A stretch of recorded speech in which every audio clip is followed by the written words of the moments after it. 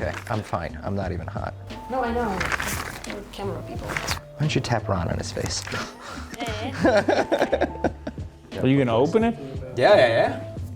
What if it's lousy? I can tell you right now, that ain't a lousy bottle of wine. Shiloh. Yeah, those are from the Sumerian and the Judean hills. I figured you would like that. Very nice. How's the wine? Now that It's opened up? good. It's very good. I'm afraid if I drink too much of it, I may say something I'm not supposed to say. That's okay. So. That's the whole point of Wine with Adam.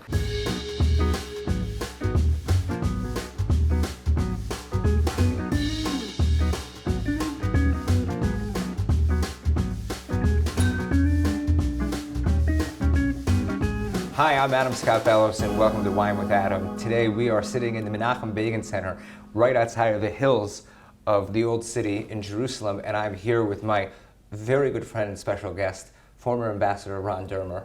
Ron, thank you so much for joining me for Wine with Adam. Good to be with you. It's an absolute pleasure to have you here, and today we are going to be drinking the 2018 Shiloh Cabernet Sauvignon from the Shiloh Hills, the Sumerian Hills, and the Judean Hills. This is actually one of Israel's most awarded wines, 95 points in decanter. In my opinion, this is one of the best Cab Sauves in the country. And what does that number mean? What does that number mean? 95 points, it means that it's damn good. See, I already learned something in the first minute. It's actually made by winemaker Amichai Luria, who is an absolute perfectionist.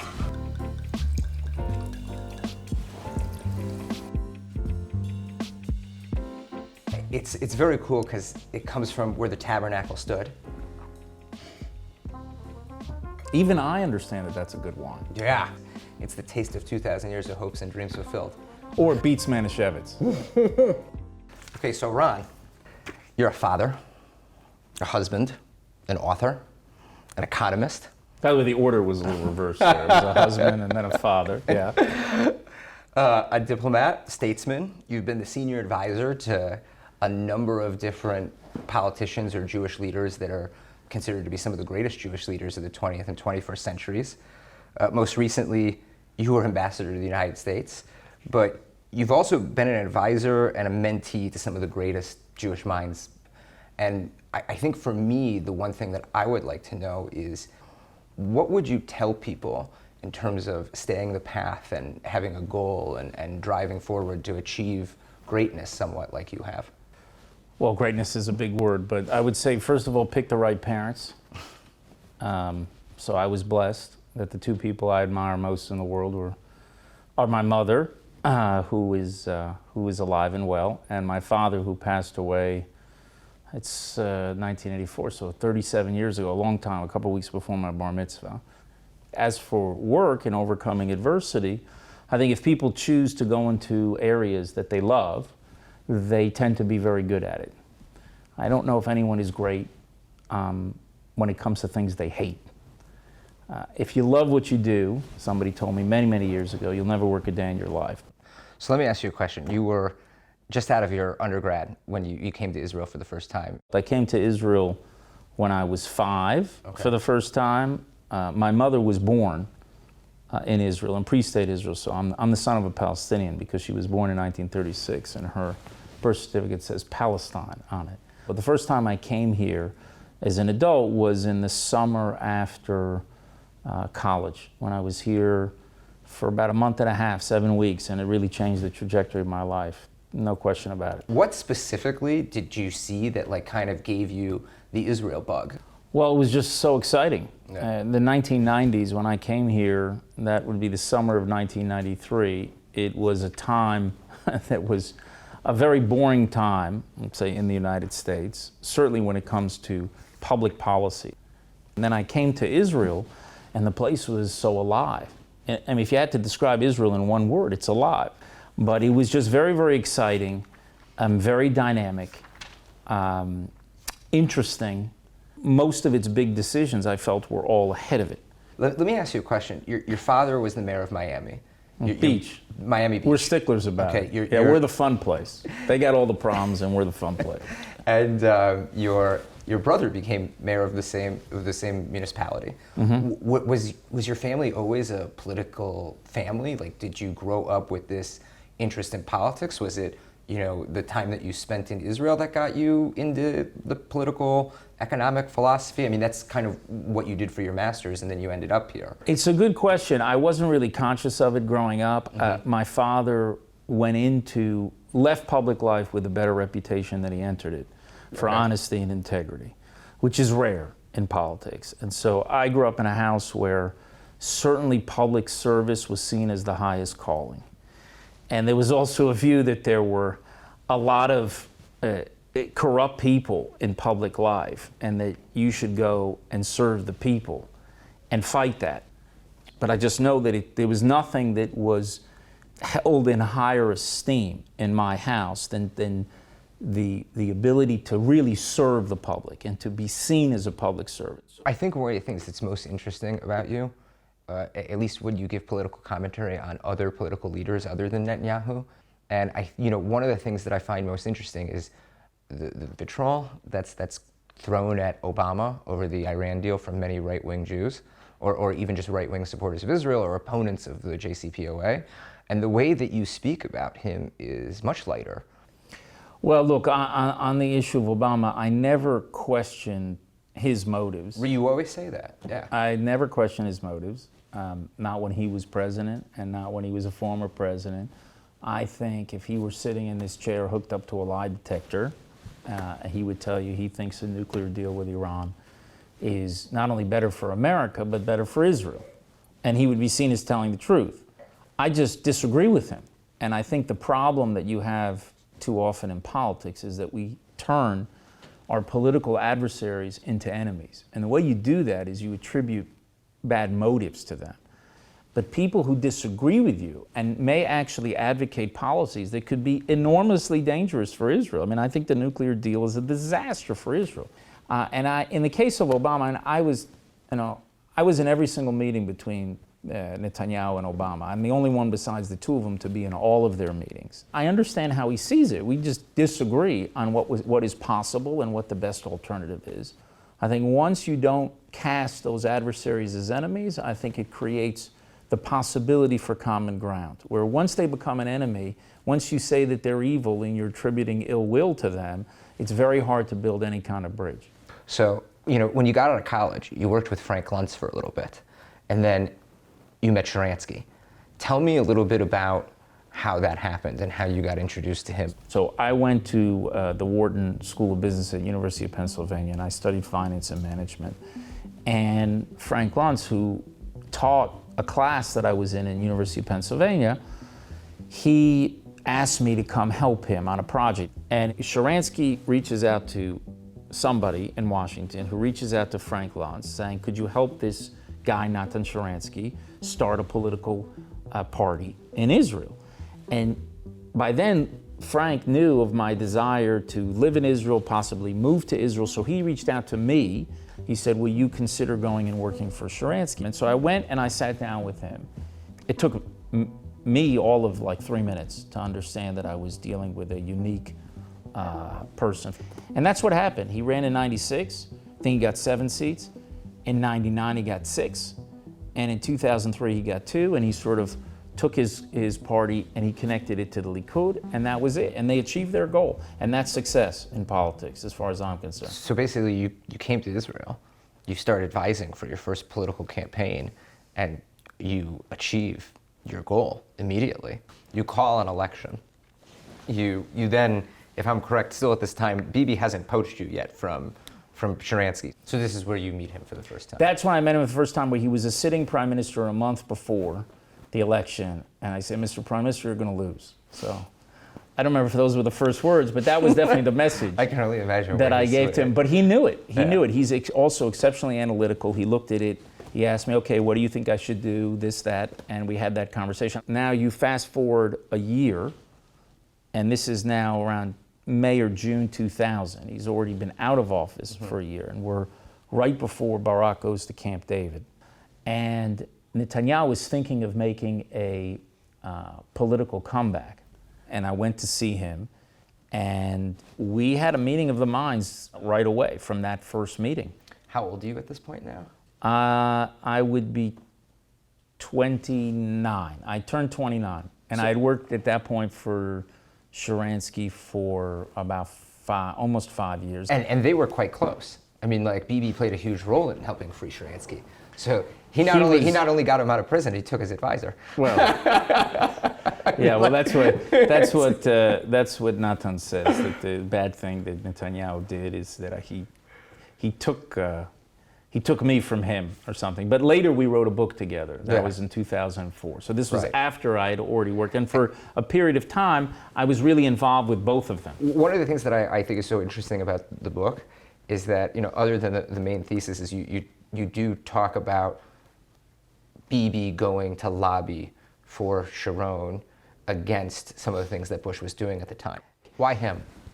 Why Netanyahu? Yeah, why him? Well, there's been nobody who has had such a gift of gab when it came to defending Israel, both a person with just tremendous policy chops and understanding, but also the ability to communicate it in a very, very clear and concise way. And Netanyahu was a genius at that. And I think what makes Netanyahu unique as a political leader, which a lot of the other people in Israel don't understand or maybe can't do it, and so therefore they choose not to. His ability to be both inside and outside, meaning to have the meeting in the Oval Office with the President of the United States, but then to explain Israel's case publicly and to create public support for Israel's position, because that ultimately, in a democracy, affects decision-making of the political leadership. But what you should know about Netanyahu, he has a very, very clear worldview. Does that come from his father? Yes, for sure. And his father probably comes from Jabotinsky, and Jabotinsky's comes from Herzl. Right. What Netanyahu, I think, understands is an appreciation of power in international affairs. Power is the ability to field an army. Power is the ability to open your gates. It's not l'chaim to a Jewish army. L'chaim. Like, I really hope you're enjoying it. We're drinking the 2018 Cabernet Sauvignon from the Shiloh winery. It's damn good, huh? It's good. It's good. I want to hear a little bit more about Netanyahu. But he has, I think, an appreciation that power is critical in the relations between states. He said a powerful Israel, an Israel that has economic power and military power, will ultimately lead to diplomatic power. Because the view before Netanyahu was that the only way that Israel was going to be able to have these alliances with countries around the world was to make concessions in a peace process. That was basically the thinking. It's not true. And it wasn't true historically speaking. We didn't have a peace agreement for 30 years until we got the first peace with Egypt. Why did we get it?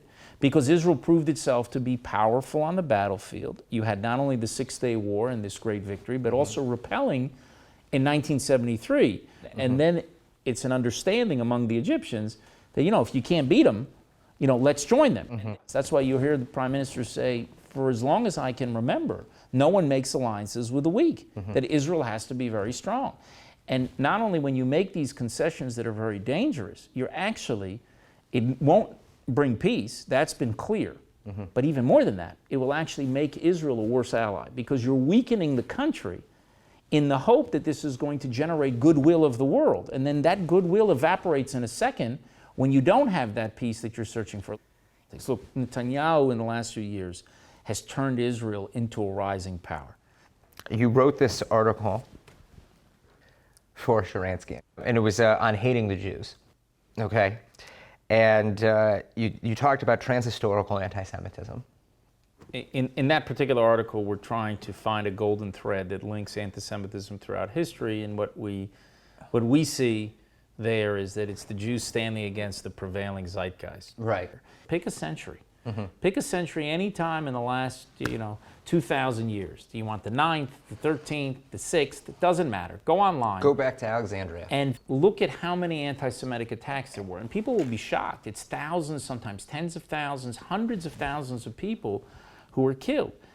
And that has all been blocked out because of Hitler and the Holocaust. At the turn of the 20th century, when Herzl had written The Jewish State, at that time, many people around Herzl believed that the reason why there was anti-Semitism is that the Jews didn't have a state. Right. And if the Jews had a state of their own, we would be treated like all the other nations. Now everything is flipped. Because now they say that the reason why there's anti-Semitism is that the Jews do have a state. And then 120 years ago, they said Jews go to Palestine. Now they say Jews get out of Palestine. So everything is flipped on its head. Yeah. And Israel is not It's amazing how the things cause change. or the cure for anti-Semitism. But what it did was it gave the Jewish people the ability to fight back. And what I think you could see the zeitgeist that has emerged now, where the Jews are sort of standing against that current, is the zeitgeist we are in today is a zeitgeist that basically says power and justice are like buckets in a well. Anything that is powerful is unjust. Anything that is powerful is bad. And the Palestinians have cast themselves as the David to Israel's Goliath. And if you look at contributions that the Jews have made to ideas, and one of the most important one is we are the people who rejected the idea that might makes right. We refused to accept it, whether it was a Pharaoh or a Caesar or certainly a Führer. Now you live in a world where people, the zeitgeist is might makes wrong. Right. If you are powerful, you are bad, which is also totally an un-Jewish, an anti-Jewish idea. And those forces that are driving this idea that might is wrong are not going to be friends of Jews. Did you notice with Trevor Noah and with John Oliver, when they talked about Israel and the Jewish people, but there was no but after they spoke about the Palestinians or the Palestinian Authority or Hamas, and that it was always about our strength. Because might is wrong. Right. I think the scariest thing for me was presenting this to be a complex issue that both of them didn't want to get into and didn't want to explain, but wanted to give their political commentary on the events that had happened without context to that lengthy.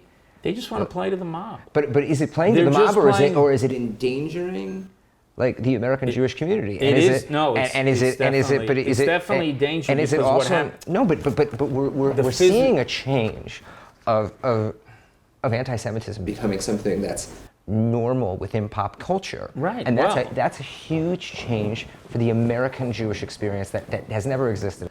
I think that historically, when you have physical assaults against Jews, they are preceded by the defamation of Jews. And when you cast Israel as a force for evil, which is separate than the issue is might is wrong. Might is wrong is a broader zeitgeist, and I think Israel is kind of the low-hanging fruit of what is essentially an anti-Western, anti-American phenomenon. Right. And people will feel this way and say, we have no problem with Jews. We just think anything that's powerful is bad, and that Israel is, has the power, and they're weak, and that therefore Israel has to do A, B, C, and D. Now, if you have late-night hosts accusing Israel of war crimes, like this guy Oliver, who is a moral idiot, and he goes and he says these things. Sorry, that was really funny. In his snarky way. Yeah. Okay. Israel's accused of war crimes. He has no idea. This man has no idea what he's talking about. When you have people who cast Israel as a kind of modern Nazi state, and they're going to be shocked when Jews are attacked in the streets. They are taking 2,500-year powder keg, and they are lighting a fuse. They're lighting a fuse to it, and they have to be held to account by what is happening. And it's with Jews, it's different. It's different for blacks, for gays, for women, for anything else. Jews, it's open season. No, and the only way that you're going to put an end to this is you have to hold them accountable, and somebody has to pay a price for making these statements. But what you have to see is you have to see Jews first and foremost stand up for themselves. 100%, and we're not Once doing they do that, But you we're have not to doing then that. you have to get people of goodwill What fights to stand up. anti-Semitism more than anything else? What is going to fight anti-Semitism? People are When strong. Jews in the United States and elsewhere stand up, unafraid, and challenge those people who are doing it. Demand that their governments challenge it, and challenge it themselves. Because if they are afraid to speak up and they're waiting for other people to do that, that's not going to work. They have to sort of lead the charge. And you have to actually take that stand. And the sooner you take the stand, and the more forcefully you take it, the easier it will be. Right. The longer you wait, the more difficult it becomes. Because then people start asking you, well, why didn't you do it before? And you start setting new norms of what is acceptable in attacking Jews. I'd like to know what you think is my generation's greatest moral imperative. Greatest moral imperative? You mean you're talking about Jews or the younger generation? Younger generation in general, not just Jews. I think it's to fight ingratitude. The most important thing is to be grateful for Jews that we live at a time when there's a sovereign Jewish state, because we had 100 generations that dreamed of it and only 3 have had the privilege to live it. I think we take it for granted. I try to get people not to take it for granted was I ambassador, to explain that historical context about how lucky you are. It's hard for people when they've been born into something to realize how unique it is. And I think that sense of gratitude and this restoring the belief in American exceptionalism is the key to securing the future, both for the United States and for Israel, and also for our alliance. What can you say about the importance of finding mentors? How important is that for success? That I don't know. I haven't looked at the empirical data on it, but I can tell you that. But from your own experience? My own experience, it's been, again, it's a great blessing. I had, in all my life, I think I had 4 or 5 really good teachers. If you were blessed with 4 or 5 teachers, great teachers, yeah. That's a lot. Yeah. And when you have somebody like that, you should just seize that opportunity and learn as much as you can. And I was blessed to have in Sharansky, this moral giant of the Jewish people and somebody who had a unique life and is really a heroic figure, and a prime minister, somebody with just a clear view of how we can secure the future of the state of Israel and the future of the Jewish people. And to learn from those 2 people, I've been very blessed. And I think I was lucky. Final question. If I'm getting ready for my bar mitzvah right now, and I'm 13 years old, what's the one thing that you could teach me that could sum up everything that you've learned? That there isn't one sentence to sum up everything that you've learned. That would be the first thing I would say. I would say probably that hearses don't have luggage racks. You don't take it with you. And all the material possessions in the world at the end of the day are going to be meaningless. The only thing you are left with is your name, and whether you lived your life with integrity or you didn't. I want to say l'chaim to my guest, former ambassador Ron Dermer. This is Wine with Adam. We're drinking the Shiloh Cabernet Sauvignon Secret Reserve 2018. To all you guys out there watching, I hope you enjoyed our conversation. L'chaim. What are you doing? You're drinking water on Wine with Adam. Well, you don't have to tell all your viewers that it's water. They could have thought it was something else. It's a nice, I don't know what kind of wine. Can we get him some more water? On today's episode, we were drinking Shiloh Winery's Secret Reserve Cabernet Sauvignon 2018. If you like this wine, you can find it at wineonthevine.com. And if you want to plant a vine with Shiloh Winery, go to wineonthevine.org. And remember, when you're drinking your Israeli wine, drink it with someone you love.